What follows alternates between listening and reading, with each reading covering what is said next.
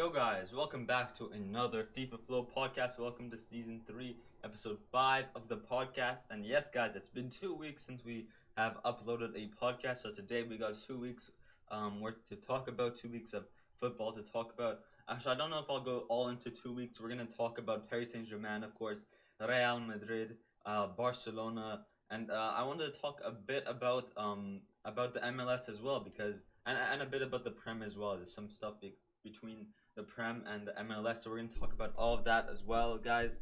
I think yeah. Let's just get right into it. We haven't done a podcast for a long time. This weekend I was in Vegas, of course, to watch the one and only El Clasico, Madrid versus Barcelona. So we're gonna go a lot into that. I'm gonna tell you guys about the experience. But first, let's get into the video and let's talk about let's not talk about the game first. Let's talk about the transfers first, guys. Jules Koundé looks like it's happening. Confirmed going to Barcelona. Barcelona are in direct contact with Sevilla for Jules Koundé. Talks are ongoing. Barca also today feeling increasingly confident, trying to reach full agreement soon. Personal terms agreement with Jules Koundé is done and sealed. He's waiting for the clubs. It was of course Jules Koundé. Barcelona wanted Jules Koundé. Oh wait, is this a new one? So yeah, as let's go back to what I was saying. Barcelona, of course, wanted Jules Koundé, and it did look like Chelsea were trying to hijack that contract. But it looks like Barcelona are getting onto personal terms. Or they were already on personal terms with Jules Koundé, but it looks like they're going to be on club terms, all settled on club terms as well, with Sevilla to sign Jules Koundé. I'm going to guess around 50 million for Jules Koundé. Of course, 55 million bid, not bet. Official bid won't be 50 million plus 10 million and won't match Chelsea's 55 million. It'll be lowered with a different structure. Okay, so I'm guessing maybe like 45 million for Jules Koundé. Either way, I think this is a great signing for Barcelona. Of course, you have Jules Koundé, you got Araujo. That pairing is going to be really, really good. I think with Araujo, he's good on the both Koundé and Araujo good on the ball, both good physically, defensively. Of course, during the El Clasico, you can see Araujo was insane, like dribbling down the wing around Rudiger. There's that one dribble, like he kind of did like a bridge around Rudiger. That was just insane dribble from him. As I said, Rudiger or Araujo good on the ball, and then pairing him with Jules Koundé is also going to be a really good pairing, both at center back. You got Christensen as well, if you want more of like a captain type leader. Of course, you got Papi Pique, who I guess like I think the main pair that's gonna be playing for Barcelona will probably be Araujo and Jules Koundé, but I think Christensen, of course, will be rotating into the team as well. But I think Jules Koundé will definitely be. I think the one who's gonna get less injured because I feel like Araujo is more of an injury-prone type player. I think Jules Koundé is gonna be that kind of replacement for Araujo. Um, so when Araujo does get injured, Jules Koundé is still gonna be there. Even if Araujo is not injured, Jules Koundé will be here because he's just a physical beast, of course. And I think he's gonna bring a lot to Barcelona defensively. Um, where are we? With Barcelona, their backline is set. Maybe I think after Jules Koundé, I think Barcelona is all set and ready to go for the next season. Maybe sign a few youngsters, or like bring from their youth club up to the main team. Maybe they can do some of that stuff with what they already have from their youth or from the Barcelona B team to the A team. Maybe work with that. But I think on the transfer wise, maybe sell a few players to earn money. And maybe buy Messi next year because we're gonna talk about that later. Um, but it's looking like Xavi does want to bring Messi back to the team. So I think after Jules Koundé, I think Barcelona are all set in the market. They have their two defenders, Eric Christensen and Jules Koundé. They have their midfield set up. Frank Kessie as their new defensive midfielder. They got who's in the midfield. I guess the only one situation they want to solve is with Frankie De Jong of getting some more 65 million, 70 million from Manchester United, or just from any club to sell Frankie De Jong, but I feel like if Frankie De Jong wants to stay, if he truly wants to play for the club, he has to understand what the club is going through and lower his wages, lower his salary. Because right now, I think it's over for Barcelona salary wise. They're gonna have to pay the player less, or so they're gonna have to find their way around Frankie De Jong's salary. But if Frankie De Jong truly wants to be a cooler, a Barcelona player, and wants to play for Barcelona, wants to play for the badge, he has to lower his wages. Same with Piqué, same with Sergio Busquets. All of them have to lower their wages and understand what the club is going through if they truly want to play for the badge and play for the club. Messi even would offer to play for like a $0 fee. Like he would play for free technically, Messi. So these players have to play for the badge and understand that what Barcelona is going through financially won't be able to get their money. They won't be able to get their salary, so they have to understand that. And to play for the badge, they need to understand. But yeah, back to what I was saying. Yeah, Jules Koundé all set. So yeah, Jules Koundé, Christensen all set in the back line. In the midfield, Frank Kessié. In the attack, they got Lewandowski, as well as they extended the contract till 2026 with Ousmane Dembele, as well as what's his name? Rafinha from Leeds United. And Rafinha, guys, let's talk about Rafinha next, guys. Let's go talking about Rafinha. I think we'll just go straight into the match because this is where Rafinha, of course, scores in the 27th minute outside the box goal. Now, this goal was a bit unlucky because what happened was, I think it was Valverde who's trying to cross it out. But I think since it was turf, I don't know if it was because of the turf, of course, but I'm just going to assume because it was turf and not real grass. I think just Valverde did slip and it went to a kind of didn't go where he wanted to. Went to Rafinha. Rafinha there open in the outside the box, no one marking him, and he goes shoots right past Ter Stegen, right in the top corner as well, top right bins. Insane shot, right? An insane shot that was. Um, so good shot from Rafinha for his debut game as well. And then same with Valverde. Talking about Valverde, who did make the mistake that and passed it to Rafinha. Valverde had an insane shot just earlier. I think near the 20th or even like in the 10th to 20th minute of the game. Federico Valverde had an insane shot. What an insane shot that was outside the box, power shot, and it just hit the post and went out wide rather than going inside. It was so unlucky, but what a shot, what a goal that would have been. It was insane. What a shot from Valverde. I think he played well. But if we look at the lineups here, I think pretty fair lineups here. Lewandowski, let's go to Real Madrid first. Of course, we got Thibaut Courtois, who is a brick wall in this game. Other than the Rafinha goal, of course. But yeah, Thibaut Courtois, insane. He made some pretty good saves against Dembele, against Lewandowski, against Ansu Fati, as well as against Rafinha as well. But except for that one goal that he scored. And then we got Lucas Vasquez playing right back. We got Eder Militao, David Alaba, as well as Antonio Rudiger, Valverde, Tchouameni, Camavinga. And I think out of these three, I think what Ancelotti was trying to do here was play all the young midfielders. Of course, Valverde, Tchouameni, Camavinga. And I think they did play pretty decent. But in the second half, when he brought on Toni Kroos, Luka Modric, Casemiro, I think that three over there, you could definitely notice a difference where Real Madrid did have more possession in the second half and had more of an attacking opportunity. Because I think the problem, you can tell here as well by the stat, 0 shots on target. So you can tell in the second half, like overall this whole match, Real Madrid definitely played terrible. They played super duper bad. Attackingly, they played terrible. And the problem I see with Real Madrid is they keep on resetting the ball back to Thibaut Courtois. The thing with Barcelona is you don't see that with Barcelona. With Barcelona, you see Xavi keeps on telling Dembele to get that cross in, get that shot, play it out wide and cross it in, play it to the striker to keep on going.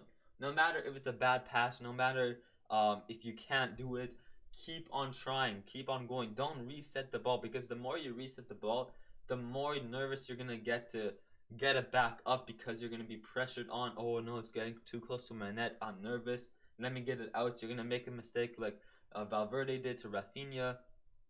So when you reset the ball back to your keeper, it's harder to get back up the pitch as well. So just keep on going back up the pitch, because the more you get up the pitch, of course, the further away it is to your net, as well as it puts more pressure on the opponent's team, and that's what Real Madrid doesn't do. They pass it back to Courtois. Courtois hits it out to one of the wingers like Vinny, Rodrigo, Hazard, but it just goes too far to Ter Stegen or Ericsson or Garcia or Araujo. One of them get it as well, like a header or something. So it's just they can't reset it. They need to keep on going forward, and that's what we see in the second half of the game when Luka Modric, Casemiro, and Toni Kroos get on. Of course, more possession and more attacking opportunities. So I think that's what Madrid need to focus on. And then same, they have no goal scorers here. You can tell, no shots on target, absolutely zero, because big Karim Benzema, the dream, did not play. Eden Hazard did play striker. I feel like he didn't do much. Of course, he is still trying to learn how to play that false nine, that kind of like nine attacking role. But I think when you only have Benzema and Benzema doesn't play, and this happens where you have zero shots on target, you need to start looking for a striker. And that's what happened before. A few weeks ago, we heard that Real Madrid did not want to buy a striker. But after this game, after getting zero shots on target and Benzema not playing, when you like here, what am I trying to say? When you do not play Benzema and your team can still not get a shot on target, you need to buy another striker. And it looks like they want to get a around like a 30-year-old striker who can guarantee them 12, at least more than 12 goals in the season. So a replacement, a backup striker for Benzema, of course. Not, but I guess you can kind of say a bench player. I think one player I would have kept was Jovicic. Jovic, was it Jovicic or something? I don't know how to say his name. The Dutchman who went to PSV, not PSG, PSV with Xavi Simons as well. Um, I feel like he wasn't the best, but of course he did provide many goals. He provided many assists. I feel like he had a pretty good season. So if he was to stay at Real Madrid and did not go to PSV, he would have been a like I think Real Madrid would have been fine. But now Real Madrid are going to need to look for a backup replacement um for Karim Benzema. And I see a lot of people are saying Cristiano Ronaldo. When you go to like Madrid, oh, we need a backup striker and everything, you can see, oh, like get this guy, the best guy in the world, Cristiano Ronaldo. He wants to leave, bring him back to the club. And what I said on my Instagram is Cristiano Ronaldo is a no for Real Madrid. And the reason I say it is I think Cristiano Ronaldo 2009 came into the club, to left in 2018. Cristiano Ronaldo, he did what he was supposed to do. He went to Madrid, he made history, and he left Madrid. After winning the treble UCL in a row, 2016, 17, and 18, with under Zinedine Zidane, it was over. He left at the right time because Real Madrid was looking at new players, youngsters like Vinicius Junior, Rodrigo, Chouameni, Camavinga. So when Cristiano Ronaldo left Juventus and let Real Madrid look at young options who are now bright stars like Rodrigo and Vinicius Junior. So I think when Cristiano Ronaldo did leave, it helped Real Madrid. I feel like if he stayed there, it wouldn't have helped Real Madrid and brought them to where they are now, with Vinicius being this insane, with Rodrigo scoring that last two goals in the last 2 minutes against Manchester United. I feel like that all wouldn't have happened without Cristiano Ronaldo leaving, because if Cristiano Ronaldo was to stay, he would have still dominated at Madrid, and these young players wouldn't have came on this top level and performed this well, because Cristiano Ronaldo would be starting over these young players instead. So I think, as I said, Ronaldo leaving helped Madrid more than if he was to stay. So if he was to, I don't think he used to come back. I don't think it's a good option for him to come back, because he made history. He did what he was supposed to do. He finished everything he was supposed to do at Real Madrid, and he left. He did what he was supposed to do, and he left. He should not come back. I think people want him to come back because, of course, he made so much history there. He's a Real Madrid legend, and that'd be insane if he went back. He went back to United as well. But at Madrid, where he did more than he did at United back when he was young, I think that it's over for his career at Real Madrid. Of course, that's my opinion. I think he should go to a new club where there's new challenges. Of course, I think it's time for Benzema to shine. Benzema is the new Ronaldo at Real Madrid. Of course, Benzema is never gonna. I don't want to be like rude here. Benzema is of course a world class, underrated world class player. When Ronaldo was at Real Madrid, Benzema was so good, but no one really saw him at such a high level because Ronaldo and Messi kind of overshadowed him. So I think it's now time for Benzema's turn to shine and be the star of Real Madrid and not bring Cristiano Ronaldo back, especially after the season that Benzema's had. Let him have the shine and that Ballon d'Or. Don't bring Ronaldo and ruin that shine for Benzema. Of course, I think anybody at Real Madrid would love to see Ronaldo back, but I think just tactically, I think Ancelotti wouldn't really like it as well because of course, he's also looking for someone who's going to be on the bench. Ronaldo wants more playing time, more UCL time, more time to play. A team of midfielders who can provide assist a ball to him, and that team is going to be a team like Bayern Munich, where you have Gravenberch giving insane through balls to Thomas Muller. There's that one against I think it was a few days ago, Bayern Munich. Not against City, which they did lose. Oh, we'll talk about that as well. I forgot about that. Um, I think yeah, it was against DC United, against the MLS Bayern. Of course, we have Sadio Mane scoring a penalty, Matthijs de Ligt scoring, I believe, a header as well, and I think oh yeah, Sabitzer scored. Yeah, this goal right here, Thomas Muller. I think it was the through ball from Gravenberch, and like when you have a midfield who's gonna like be creative and see that through ball opportunity, Ronaldo will like that. So if that was Ronaldo, he's gonna make that run. Gravenberch sees that, he makes that pass through, and Ronaldo goes ahead, does his dribbles, and bangs it right into the back of the net. So a team like that will help out for what Ronaldo's play style is. But right now, the way that Real Madrid plays, I think it doesn't really fit Ronaldo back into their team. So that's my only reason. I think Bayern Munich is a great option for Ronaldo. Of course, I don't know if Bayern Munich will be able to pay his wages, but I think team wise, how Bayern Munich have like kind of um evolved, or what should I say, like have kind of like went have how they like what they've done in the transfer market so far. Sadio Mane, Matthijs de Ligt, of course, um, what's his name? Gravenberch, that new right back as well. Selling Lewandowski, I think getting Cristiano Ronaldo is the last piece, the replacement for Lewandowski as well. The guy who's gonna finish the shots and everything is gonna be perfect for Bayern Munich. Sadio Mane on the left wing. You can play 4-4-2 with Ronaldo, Mane up top, because Mane is also kind of that central striker type player as well. That center forward, left forward type player. You can play a 4-3-3, a 4-3-2-1 with Mane, um, Serge Gnabry, and Ronaldo up top. So I think Ronaldo at Bayern is more of a reasonable purchase for Bayern, or more of a reasonable purchase rather than Ronaldo to Real Madrid.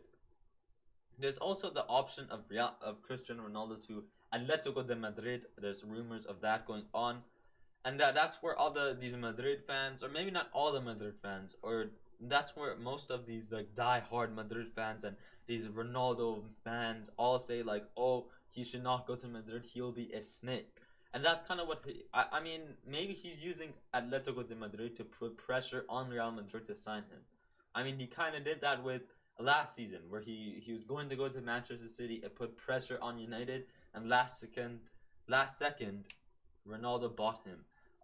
So or United bought Ronaldo, not Ronaldo bought him. United bought Ronaldo. So I think that he might be doing the same thing, where he's gonna pretend like he's going to Atletico to put pressure on Real Madrid, and then go to Real, and then Madrid are gonna get like a lot of pressure, and they're gonna sign him. A lot of pressure from the media, from the fans, and then they're gonna sign Ronaldo back. But I think for Ancelotti, we have to see what Perez says, of course, what Florentino Perez does.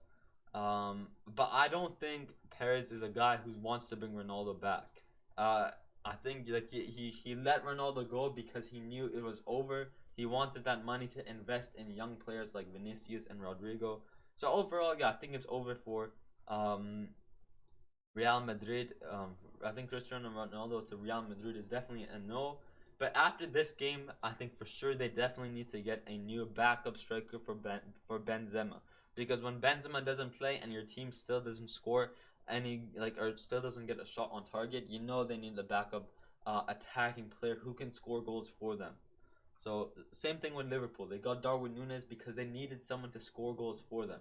When you go to when you go to three finals, the FA Cup, the Carabao Cup, and the Champions League final, all three finals, and you don't score one goal in 90 minutes, you know that you need to find a player that can bang goals in the net. Of course, they had opportunities when they got shots on target, but no goals in the back of the net. And that's the same thing with Real Madrid. Is Real Madrid needs someone who can get shots on target and get shots in the back of the net as well. Overall, guys, yeah, as I said, Real Madrid didn't have that attacking play that they needed. Barcelona did though, and Barcelona played really, really well. Ansu Fati made some insane dribbles. Lewandowski had some pretty good opportunities as well. You got Rafinha, who played really good, of course, scoring that outside the foot, or not outside the foot, that outside the box goal, kind of like a finesse shot, top bins. You got Pedri, Busquets, Gavi, I think Pedri and Gavi did play pretty well as well. Made some really nice dribbles, of course. Skills and good dribbles, passing it to Lewandowski, to Rafinha, to Ansu Fati. And then you got Jordi Alba, Eric Garcia, Christensen, and Araujo, who was playing insane as well. Of course, as I said, he made that kind of bridge dribble around Rudiger, which is insane. I think Araujo on the ball will be insane as well. And it looks like Araujo is playing at a right back position, which is not a bad opportunity. Now that I do see this, you can play Jules Koundé and Christensen both in the midfield or in the mid center back position, and then you got Araujo right back who's doing really well. I think for a center back, he has the pace. Maybe he could be a bit faster because sometimes I feel like Vinicius does get ahead of him, but when Araujo is ahead of Vinicius, he's kind of more physical and can block Vinicius, kind of like push Vinicius back. But I think overall, yeah, I think Araujo works pretty well at right back. He's good on the ball, good passing as well. And then Ter Stegen, who's definitely improved a lot in the past 3 seasons. His reactions, his diving, his ball handling has all been improved in the past 3 seasons. So overall, Barcelona has improved so much. And to be honest, I feel like they do have a chance to get to the semifinals of the Champions League. We're gonna have to see what happens next season in the first few games. We're gonna see what happens next season, but I think so far, transfer-wise, on paper, even game-wise, Xavi has definitely improved Barcelona from what Barcelona was this December. Xavi has improved so much for Barcelona, qualifying them into the Champions League on the La Liga table top four. I think they got third place or second, fourth place. What? Not second, definitely not. Oh no, this is last season. They got second place, going from 8th place to second place under Xavi, getting Lewandowski, Rafinha, Frank Kessie, Christensen, and now Jules Koundé. I think Xavi knows what he's doing. He knows what he's doing. He's telling the board to do these do this. Get a Spotify get a new contract with a brand to get money. Sell some of our rights to get money as well, to get more money as well. We're gonna try to convince our players to lower their wages for us so we can buy more players as well to help improve the club. Because when the club is improved, the club wins trophies. And when the club wins trophies, the trophies also come with money. And when you get money, of course, you can pay your players. That's kind of how football works. Of course, with the brands and everything as well. But you play football to win titles, and those titles earn you money, and that money gives your wages to these players and gets you kind of like, you can get advertisements and stuff. But overall, I think Xavi knows what he's doing at Barcelona. He's definitely, I think Xavi right now Xavi so far has been a better manager than Koeman, because Xavi knows that he's well, he can like kind of he understands his players. Of course, Ousmane Dembele, he lets him keep on trying to get that cross in to Aubameyang, and Aubameyang there at the head of the ball. He pushes his player, and he supports his player. He supports Pedri and Gavi to continue and to keep on trying. and I think that's what's so good about Xavi. So overall, yeah, as I said, Barcelona doing really really good. Real Madrid just need that new striker, of course. And talking about Real Madrid, let's talk about something that they're doing completely wrong. Oh no, did that leave? We go to oh, I think it was down here, right down here. So if we go over here, guys, another thing Real Madrid, like I do question about Real Madrid, is right over here.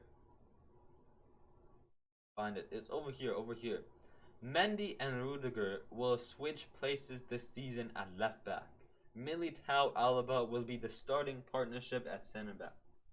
My question: Ferland Mendy will be a rotational role this season with Antonio Rudiger. My question is why I don't think Rudiger, of course, Rudiger did play left back as well during the El Clasico that I went to. Guys, the El Clasico was crazy. The Allegiant Stadium in Las Vegas, insane. It was incredible. It's such a beautiful stadium. 61,300 fans at the stadium. You got Madrid, you got Barcelona fans. We're at the top, and we still had a pretty good view as well. The music, the vibes, the fans, you got the Mexican waves, you got booze, you got chants, you got everything there. The atmosphere at an El Clasico was crazy. I can't believe how it would be at a World Cup, at a Champions League final, at Real Madrid, at Madrid in Spain itself, at the Santiago Bernabeu. The atmosphere there will probably be better than it is over here in Vegas. But I'm telling you, the atmosphere was crazy. But yeah, overall, when I was watching the game, you can definitely see Rudiger was playing left back, and I think the thing with Rudiger is, as a fullback, you definitely need to go up a lot, and you also need to cross a lot. And the thing with Rudiger is his crossing, man. I don't think it's the best crossing. He does not know how to cross any day of the week. He does not know how to cross. So that's why I'm questioning why play Rudiger at left back and not maybe play a three back. Play a three back with Rudiger, Militao, Alaba. You got Ferland Mendy on the left wing. You got I guess who do you got on the right wing? You got Rodrigo on the right. You got Lucas Vasquez on the right wing. You got a 3-5-2. So those are your you got in the midfield in the two midfield positions. You got I guess Chouameni and let's say Chouameni and Valverde in the central attacking mid position. You got Eden Hazard, and then up top you got Vinicius at striker, left forward type player, and Karim Benzema. Play that test of the 3-5-2 with Rudiger, Militao, and Alaba all at the center back position. Even if you're playing a four back, I think the rotational player for Rudiger will be with Alaba, or with Rudiger will be with Militao. I think Militao should be the one rotating with Alaba. I think Ferland Mendy should be starting a lot because I think Ferland Mendy is such a underrated player. He's defensively, he's really really good. I think all Ferland Mendy needs to improve on is his attack, and even with Ferland Mendy needing to improve his attack, it's already better than Antonio Rudiger's attack. So I don't understand why play a center back at left back. I know we see that sometimes with Araujo, but I think Araujo is fine. I think with Rudiger, his crossing is not the best. Maybe just maybe Ancelotti wants to kind of turn Alaba or turn Rudiger into a fullback and then maybe play Ferland Mendy right back or something.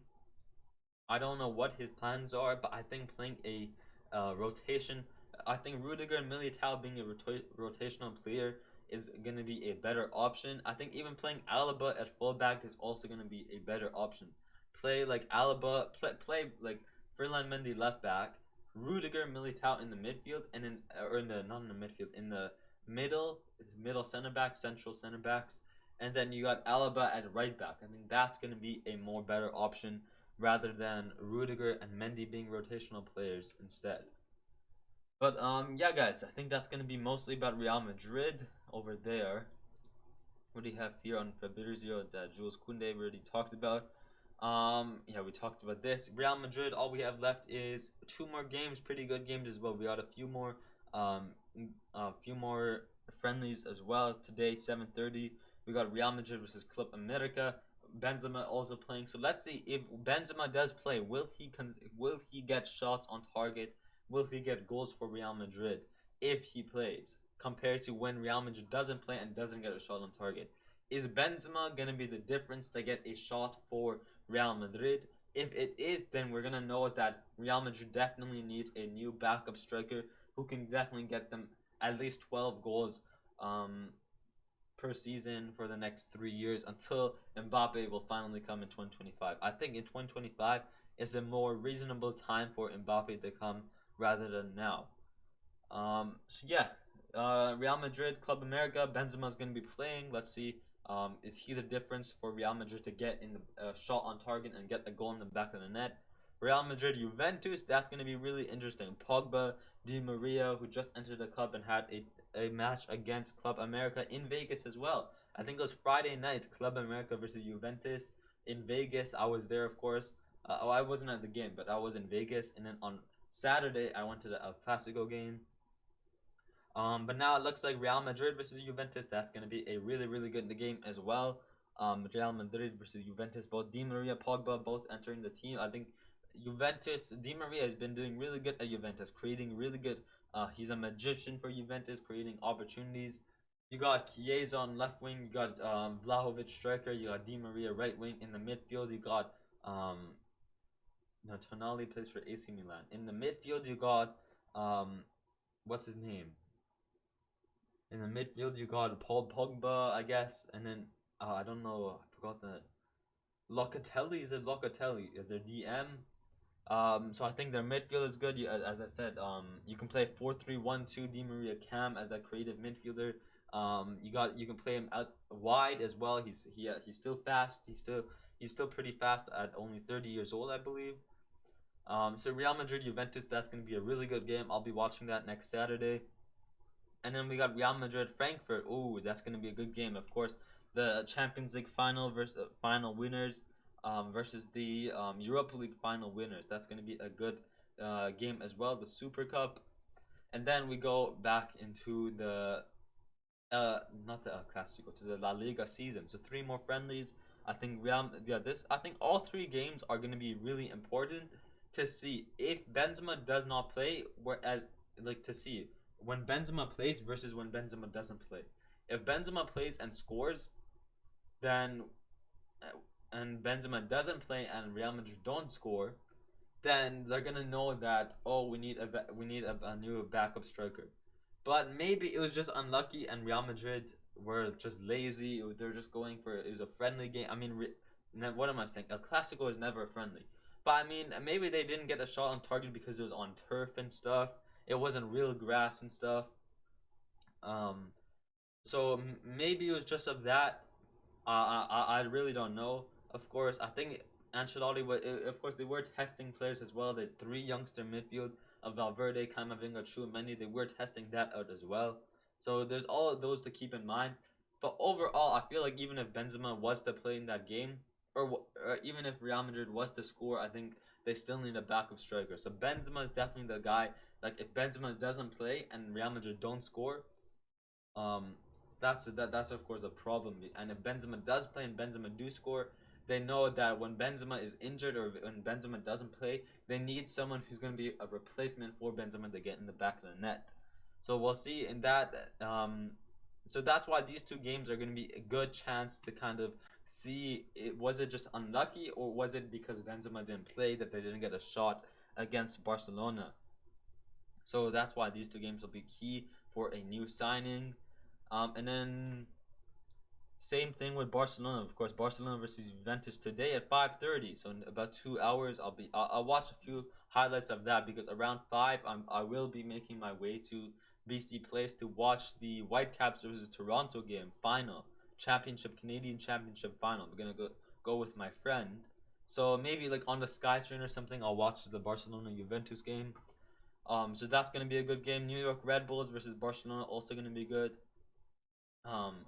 Juan Gamber Trophy. What is this? What the heck is this? Pumas versus Barcelona. Ooh, Pumas. That's gonna be interesting, because Dani Alves did go to Pumas. He did transfer to Pumas after playing for Barcelona last season. This December, he went to Barcelona.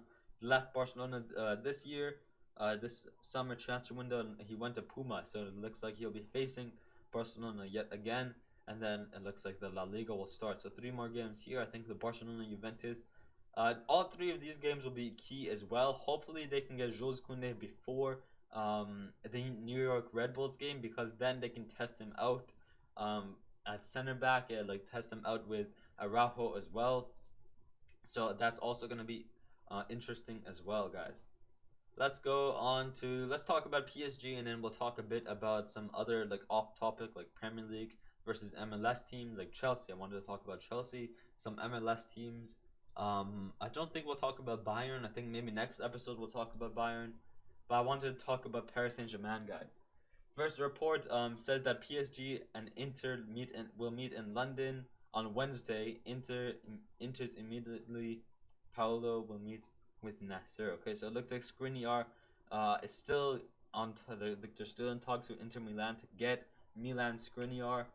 But even if we don't get Milan Skriniar, I'm really fine. I'm fine with that, because we did get the transfer of Nordi Mukiele from RB Leipzig, and I think that is a perfect signing for us. He can play on the right wing, he can play at defensive mid, he can play at right center back. He's such a good like defender. He's gonna be really really good for us. So having like you got Kimpembe, Kimpembe and Mukiele, that's gonna be a really good pairing if Kimpembe doesn't leave. I think Mukiele brings so much to the club. He has good chemistry with the French, of course. I think defensively he's gonna be providing a lot for us. I think he's such a good. I think you can even play in defensive mid. I feel like you can play him in the midfield as well, kind of as that defensive midfielder. If you're playing like a 4-1-2-1-2, you can play in that one position at the DM. So I think Mookie, you can play him at right back. If we're playing a 3-5-2 and you can play him at the right wing. You can play him at right center back and play Hakimi at right wing instead. So I think Mukiele provides so much. He can play he's a versatile player. He's a defensive player. He's good on the ball. He can pass the ball pretty good. He can get it out of our half, get it out of our zone. So he's gonna provide so much for us, and that's why I think he's a brilliant signing and just the right player that we needed. So that is that over there for Mukiele. We got Renato Sanchez. Only details are missing between Lille and Paris Saint-Germain for Renato Sanchez. PSG and Lille negotiations are not really advancing, but still, Luis Campos hopes to have Renato Sanchez by this Wednesday, so tomorrow, when the squad will be back at the Camps de Lodge, which is in Paris, or training camp. PSG and Lille are progressing in negotiations for Renato Sanchez, but no agreements for now. Renato Sanchez has retired. His choice is sealed up. Now, up to the clubs to find an agreement. So it looks like he wants to join. His final decision is Paris Saint-Germain, but it's just now up to the clubs to find an agreement as well. So I think bringing Renato to the club is also going to be a really really good option for us. He can play in the DM. He can play in the midfield. I think with Renato, he's gonna be a good box to box. But he's gonna be that guy who's gonna be intercepting the ball physically, more of a physical type big player. I think more of the box to box player will be Verratti. I think Renato will be more of that physical guy who's gonna intercept, get those tackles in the midfield, and then Vitinha, who's been really good for us against. We're in Japan right now. We have a tour in Japan, Paris Saint-Germain, and we're doing really really good. And I think Vitinha, he's learning how we play as a team. He's such a good creative player. I think Vitinha is also going to be that creative guy for us. So we have Vitinha, a creative midfielder, Verratti, that box-to-box midfielder, and then we got Renato Sanchez, that physical guy who's going to intercept and tackle the ball in the midfield. So if we get Renato, perfect, we're all good. I think getting Renato, getting Vitinha, and getting Mukiele, just those 3, I'm happy with. If they understand how we play, I'm happy with the team. Donnarumma going to be our main goalkeeper, so it looks like Keylor Navas will be a bench backup player. If that does happen, I feel like Keylor Navas might find a way out of the club. I mean, he is getting a bit older, and like his time at Real Madrid was insane. But it's almost time for him to leave. I think Donnarumma is gonna be our main goalkeeper now. So Donnarumma in the back, we got a 3-5-2: Marquinhos, Ramos, Mukiele, Marquinhos, Ramos, Kimpembe, Mukiele, Marquinhos, Kimpembe, Mukiele, Ramos. So we got plenty of options for a three back. On the wingers, we got Neymar, Messi. You got Nunez. You got Hakimi. So you can play anybody out wide. Neymar and Messi doing insane against these Japanese teams. Of course, no offense to these Japanese teams, but I know it is a Japanese team, so they're kind of not the best. But no offense, even if it wasn't a Japanese team, you can definitely see the passion that Neymar and Messi have now. They're definitely turned on. I don't know what it was, but they're definitely like putting passion and actually wanting to try. And you can tell that their dribbles, everything about them has definitely changed compared to last season. So we're ready to see the Neymar and the Messi that we're supposed to see. The real passion, the real skillful dribblers that we're supposed to see. We're gonna see them next season, of course. Mbappe is still on fire. Mbappe is always Mbappe. So no question there. I think overall PSG has definitely done well. I think if we get Ronaldo Sanchez, then I don't really worry about getting Milan Skriniar. If we do get Skriniar, then I guess I'll take it. I guess I'll take it. But even if we don't get Skriniar, I think I'm really fine with Vitina, Ronaldo Sanchez, and Nordi Mukiele, as well as with Messi and Neymar being like better as well. That's going to be really good for us as well. They're going to be doing what they're supposed to do for the club, providing goals, providing dribbles, providing assists, providing goal scoring opportunities, creative chances. So that's what they're there to do, to win us our first Champions League. And trust me, guys, it will happen. I feel like next season, Barcelona versus PSG final. Trust me. Barcelona versus PSG final. And Arsenal will also qualify to the final as well, guys. Yeah, Arsenal will qualify to the final. Arsenal have been doing great. So yeah, let's go into Arsenal. Is there any more news here? Milan Skriniar, which we already talked about. But talking about Arsenal, guys. Arsenal beating Chelsea 4-0. Man, Chelsea are in the mud. If we look over here, Chelsea losing against Charlotte, an MLS team, in penalties. How did it even go to penalties in the first place? And they lose to them. Arsenal versus Chelsea, they lose against in the Florida Cup. Arsenal finally winning their first trophy, guys. No, I'm joking. So yeah, looks like there is one more game. Looks like there's one more game. One more preseason game for Chelsea, which is against the Serie A team Udinese. I don't know how to pronounce that. And then it looks like the Premier League season, looks like it'll be starting a bit earlier, and I think that is because of the World Cup. So yeah, you can definitely see against Newcastle, it looks like against Newcastle it stopped in November, and then there's no games because of the World Cup, and then in December maybe the C team will play, not the main team, but maybe the backup teams will play instead against Nottingham Forest, and then this team here. Or did Forest? Did they come up to? Oh no, they did come up to the Premier League. Oh damn, I didn't know. It looks like they got promoted to the Prem. Oh damn, and okay, looks like they got promoted.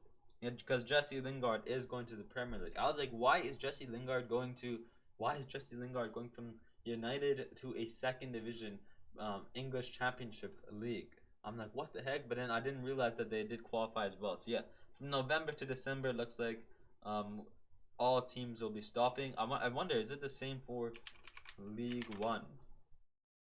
We go here, go to matches. Let's just click on PSG matches. So it looks like PSG are gonna be stopping. It looks like they're not gonna be stopping. Oh no, November 3rd, November 13th, and then all the way till December. So I wonder, when does the season end? In June. So I guess roughly the same. The only thing that makes it difficult for these clubs and for the players is they're gonna have to play World Cup as well as um, club club level games, all in like all during kind of the same time. Like in the middle of their club season, they're gonna have to go to the World Cup, so it's kind of weird. Just so many games for these players, man. I swear they're putting too much on these. They're putting too much games and pressure on these players.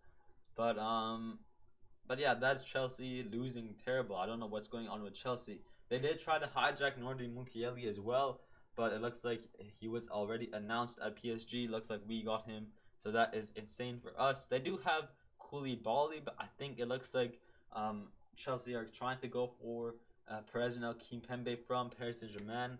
So let's see if that happens. I think if they do get Kimpembe, that's going to be great for them. But I kind of want to keep Kimpembe. Now that we got Mukiele, I feel like Kimpembe will be better with Mukiele as well. And then lastly, I just wanted to talk about LAFC because of what's his name, Chiellini and um, Gareth Bale. And Gareth Bale did actually score yesterday. Was it yesterday? No, on Saturday. Gareth Bale did score in the 83rd minute, and he did like a celebration with Chiellini. So it's fun to see that these European legends. Gareth Bale, of course, a legend at Real Madrid. Chiellini, a legend at Juventus. European club legends. Like you can tell, like like it's kind of like the end of our career. We're kind of like relaxing here. We're still playing football, having fun, doing a career, doing what we're supposed to do. But at the same time, we'll be played on big rivalry teams, and now we're gonna have fun, play together. So you can definitely tell, Gareth Bale and Chiellini are very very happy together at LAFC. I feel like LAFC is such a good team as well. Yeah, LAFC is definitely a strong team. So having Bale and Chiellini is definitely going to be really, really good for them. Yeah, it looks like they have the most points in the MLS right now. But that is going to be that, guys. I think that's going to end off our episode there. That is the MLS. Yeah, I think I'm definitely going to keep up more on the MLS, especially with, of course, Vancouver Whitecaps because I am from Vancouver. Toronto because of Chiellini, or not Chiellini, because of Lorenzo Insigne and Bernadeschi. Um, or not Bernadeschi, I think it's Berardi who actually went to Toronto, as well as I want to keep up on LAFC. So I think next season, this at the end of this summer, like near the end of or next August, I think. Wait, what's the?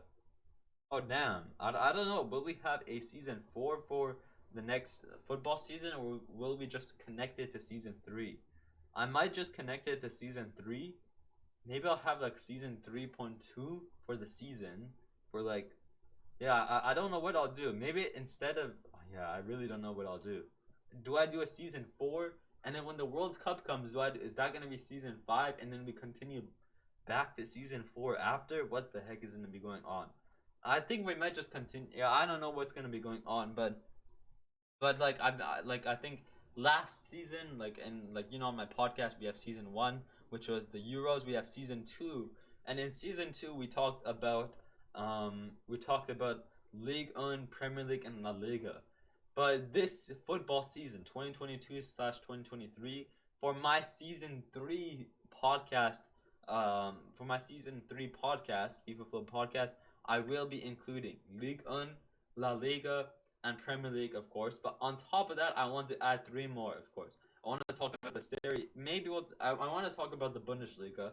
I want to talk about the 3 ML. I want to talk about the MLS, mainly Whitecaps, Toronto, and LAFC. And then I want to talk about a bit about Serie A. So we're going to talk more football coming into the podcast, more to talk about. Of course, this is a football podcast, so we want to talk about a lot of football stuff, give you guys the information.